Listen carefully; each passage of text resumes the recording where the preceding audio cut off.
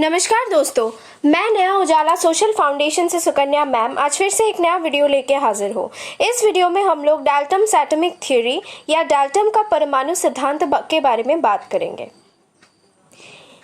खास करके पिछले वीडियो में हम लोग डाल्टन्स के पोस्टुलेट्स के बारे में बात किए थे, उनके एटॉमिक थ्योरी के पोस्टुलेट्स के बारे में बात किए थे या उनके परमाणु सिद्धांत में क्या क्या उनका फीचर्स था, उसका क्या क्या गुण था, उसके बारे में बात किए थे। इसमें हम लोग उसका लिमिटेशंस के बारे में बात करेंगे।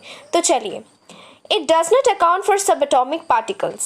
Dalton's atomic theory stated that atoms were indivisible. However, the discovery of subatomic particles such as protons, electrons, and neutrons disproved this postulates. It does not account for isotope. इसका मतलब डाल्टन का जो atomic theory था, Dalton का atomic theory में सब atomic particles जो कि इलेक्ट्रॉन, प्रोटॉन और न्यूट्रॉन हैं, इसके बारे में कोई जानकारी हम लोगों को प्राप्त नहीं हो रही थी। एवं उसमें बताया गया था कि एटम सबसे छोटा पार्टिकल्स है, इसको फिर से विभाजित नहीं किया जा सकता है। इसके अलावा ये आइसोटोप्स के लिए नहीं जाता है, आइसोटोप्स के लिए इनका ये जो थ्योरी है ये नहीं जाता है। नेक्स्ट क्या बताया गया है, as per Dalton's atomic theory all atoms of an element have identical masses and densities, however different isotopes of element have different atomic masses. तो आइसोटोप्स क्या है, आइसोटोप्स के जो एटॉमिक मास है ये बहुत डिफरेंट होते हैं एक दूसरे से। इसके अलावा उनका जो एटॉमिक मास है, एटॉमिक नंबर इनका सेम रहने के बावजूद, एटॉमिक नंबर सेम रहने के बावजूद भी एटॉमिक मास में इन लोग का डिफरेंस दिखाई देता है।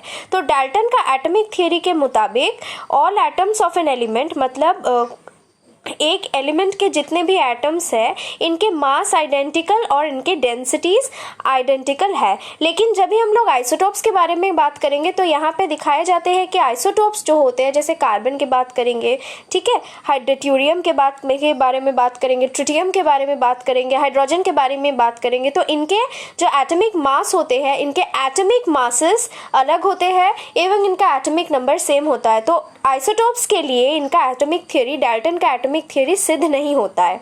Next, it does not occur for account for isobars. तो जैसे आइसोटोप के बारे में बात कर रहे थे, आइसोबार्स क्या है, आइसोबार्स है कि जिनका एटॉमिक मास सेम होता है लेकिन एटॉमिक नंबर, उनके नंबर ऑफ एटम्स अलग होता है।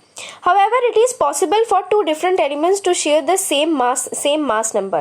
Such atoms are called isobars, 40 of argon and 40 of carbon. Example, तो isobars और isotopes इन दोनों के लिए ये theory सिद्ध नहीं होता है।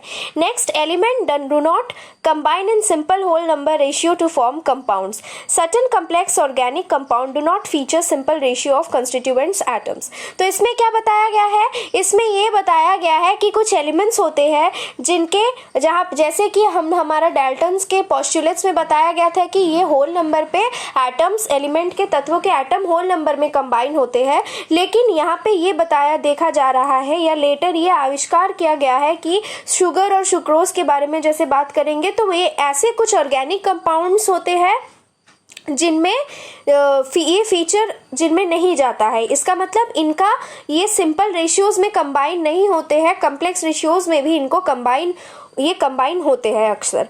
अगर वीडियो अच्छा लगे तो please do like, share and subscribe Naya Ujala social foundation for more such interesting videos. Thank you.